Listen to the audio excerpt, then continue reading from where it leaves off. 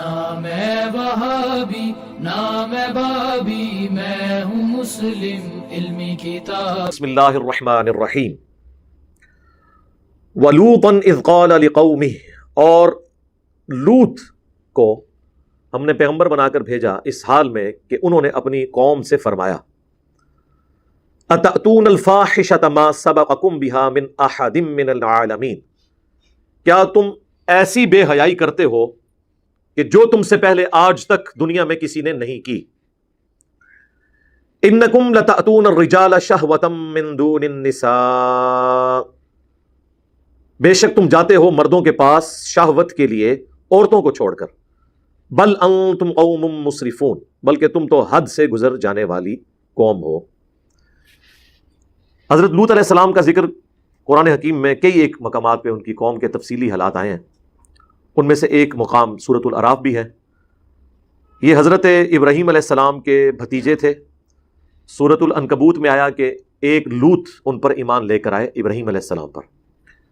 اللہ تعالیٰ نے انہیں پیغمبر بنا کر سدوم کی بستی کی طرف بھیجا۔ یہ آج بھی بستی موجود ہے، لیکن تباہ شدہ حال کے اندر۔ اردن اور فلسطین کے درمیان اس ٹریک میں یہ بستی آتی ہے۔ اس کے کھنڈرات اور جو عذاب کے اثرات وہ ابھی تک وہاں پر موجود ہیں۔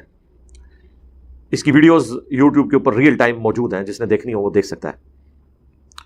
انگلش میں ہم سڈوم، کہ وہ ڈی یوز ہوتا ہے، سوڈومی کی ٹرم اس عمل کے لیے ہے، ہومو سیکچولیٹی، بعض لوگ اس کے لیے لواطت قوم لوط کی وجہ سے استعمال کرتے ہیں، بلکہ یہ سارے الفاظ اس کے لیے استعمال ہوتے ہیں، اور اس کا ذکر تورات کے اندر بھی موجود ہے۔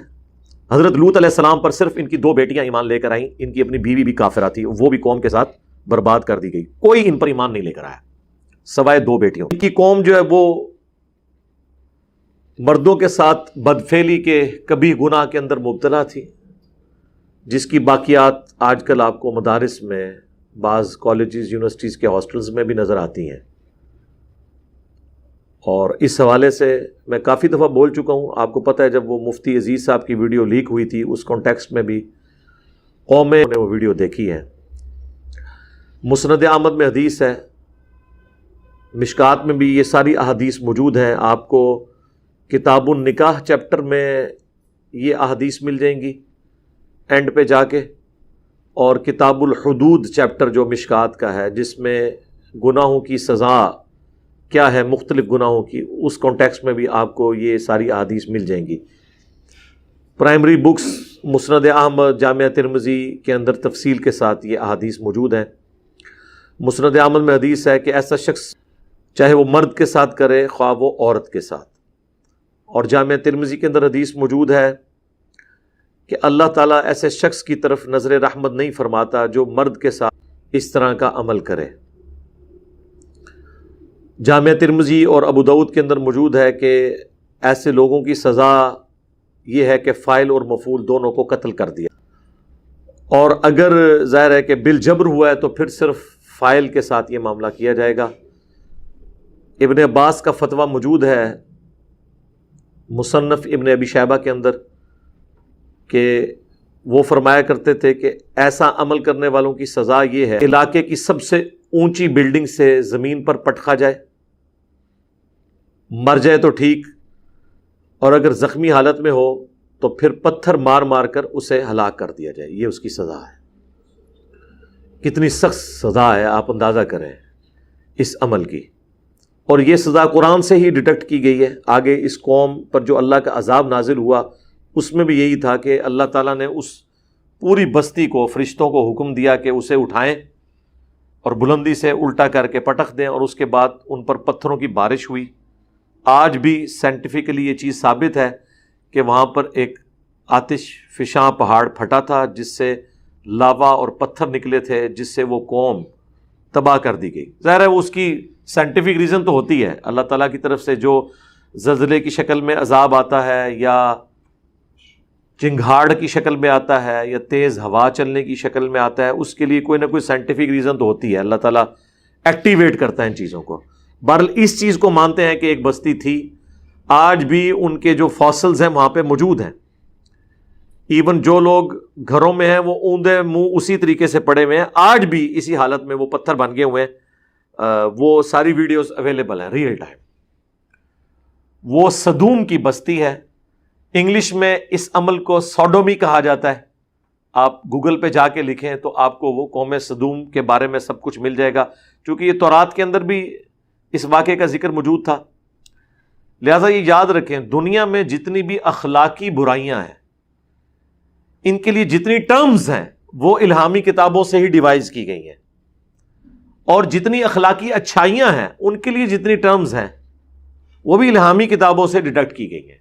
کیونکہ انسان اخلاقی قوانین نہیں بنا سکتا. مرد بنائیں گے تو اپنے حقوق کی بات کریں گی، عورتیں بنائیں گے تو اپنے حقوق کی بات کریں گی. اللہ تعالی اخلاقی قوانین خود بناتا ہے. اور یہاں پر بھی اللہ تبارک و تعالیٰ نے اس قوم کا ذکر کیا تاکہ لوگ اس برائی سے بچیں. امریکہ کی بعض سٹیٹس کے اندر مرد کی مرد کے ساتھ شادی کو انہوں نے یعنی ایک آئینی شکل، قانونی شکل دے دی ہے. حالانکہ دنیا میں آج بھی اس کام کو ایک برا فعل کے طور پر مانا جاتا ہے اور اس کی آؤٹ پٹ کچھ نہیں ہے، کیونکہ یہ جو تعلق ہے اس کی آؤٹ پٹ اولاد تھی، اور وہ مرد کا مرد کے ساتھ ممکن نہیں ہے. اسی لیے ہم ویسٹرن ڈیموکریسی کو کفر اور شرک مانتے ہیں کہ وہاں پر اگر کثرت رائے سے یہ فیصلہ ہو جائے کہ یہ حرام کام بھی الاؤ ہے ہمارے معاشرے میں، تو وہ اسے اسٹیبلش کر دیتے ہیں. اسی وجہ سے ویسٹرن ڈیموکریسی کو کفر کہا جاتا ہے. جبکہ جس ڈیموکریسی کو ہم جائز سمجھتے ہیں وہ قرآن کی روح سے وَأَمْرُهُمْ شُورَى بَيْنَهُمْ، مسلمانوں کا آپس کا جو معاملہ ہے وہ مشورے سے طے پاتا ہے. کثرت رائے سے حلال کے دائرے کے اندر نبی الاسلام بھی، خلفائے راشدین بھی اسی کی بنیاد کے اوپر فیصلے کیا کرتے تھے. حلال کے دائرے کے اندر کثرت رائے دیکھی جائے گی. اور چونکہ وہ قبائلی سسٹم تھا، قبائلی سسٹم کے اندر ہر بندے سے ووٹنگ نہیں کروانی ہوتی، بلکہ جو قبیلے کا سردار ہے ونس وہ فیصلہ کرتا ہے کسی معاملے میں، اس کی ووٹ پورے قبیلے کی ووٹ شمار کی جاتی ہے. کیونکہ اس زمانے میں قبائل کے سردار دھکے کے ساتھ نہیں بنا دیے جاتے تھے.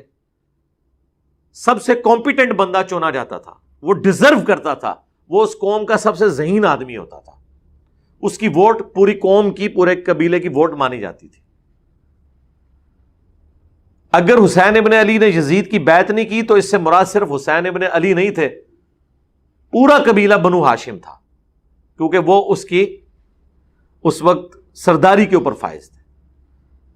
اسی طریقے سے اگر حضرت زبیر نے بیعت نہیں کی تھی تو وہ پورا قبیلہ تھا جو حضرت زبیر کے ساتھ اٹیچ تھا، عبداللہ ابن زبیر جو حضرت زبیر کے بیٹے تھے، تو وہ پورے قبیلے کی بیعت نہ کرنا شمار ہوگا. قبائلی سسٹم میں ووٹنگ کا یہ طریقہ ہوتا تھا. لہذا ماڈرن ڈیموکریسی کو اگر اس میں حلال اور حرام کا فیصلہ قرآن و سنت کے مطابق ہو اور حلال کے دائرے کے اندر اندر کثرت رائے سے فیصلہ ہو تو ہم اسے عین خلافت راشدہ کی ماڈرن فارم سمجھتے ہیں. کیونکہ حلال کے دائرے میں کثرت رائے سے ہی فیصلہ ہوگا. محدثین بھی جب راویوں پر بحث کرتے ہیں تو کہتے ہیں جمہور محدثین کے نزدیک یہ راوی ثقہ ہے، یعنی اکثریت کے نزدیک. وہاں پہ سارے جمہوریت کو مانے ہوئے ہوتے ہیں. جب ہم کہتے ہیں کہ ٹرو ڈیموکریسی ہونی چاہیے، وہاں پہ ملوکیت کو گھسیٹ دیتے ہیں. تو خلافت راشدہ، خلافت کا نظام اور ماڈرن ڈیموکریسی، اگر اس میں ایک یہ چیز طے کر لی جائے کہ قرآن و سنت کے دائرے سے کوئی چیز بار اپروو نہیں ہوگی، یہ دونوں انٹرچینجبل چیزیں ہیں. اسی لیے جب قرارداد مقاصد پاس ہوئی تھی تو مولانا مودودی نے فرمایا تھا کہ آج ریاست پاکستان نے کلمہ پڑھ لیا ہے، کیونکہ قرارداد مقاصد جو آئین سے بھی کئی سال پہلے اسٹیبلش ہوئی، جب تک کہ آئین فائنل نہیں ہوا تھا 73 کا، اس میں یہ چیز طے ہو گئی تھی کہ ایک تو آئین بنایا جائے گا اور اس آئین کی بنیاد وہ قرارداد مقاصد ہوگی. اور قرارداد مقاصد میں یہ طے کیا گیا تھا کہ حاکمیت اعلیٰ کا مالک اللہ ہے، اور جو پاکستان کا حکمران ہے وہ قرآن اور سنت کے دائرے کے اندر اندر اس حق کو استعمال کرے گا، اور پاکستان میں کوئی ایسا قانون پاس نہیں کیا جائے گا جو قرآن و سنت کی تعلیمات کے منافی ہو. پریکٹیکلی اگر کوئی چیزیں ہوتی ہیں تو اس کے لیے بھی پھر سسٹم طے کیا گیا کہ اسے پھر کس طریقے سے اسلامی نظریاتی کونسل تک بات پہنچائی جائے گی اور وہ پورے معاملات ہوں گے. اس میں ابھی بھی کمزوریاں موجود ہیں, لیکن ان پرنسپل یہ ایسٹ ہے کہ ہم نے یہ چیز تعلیم کے طور پر ایک اپنے سلیبس کے اندر یا اپنے آئین کے اندر یہ چیز طے کر لی ہے. نہ میں وہابی نہ میں بابی، میں ہوں مسلم علمی کتاب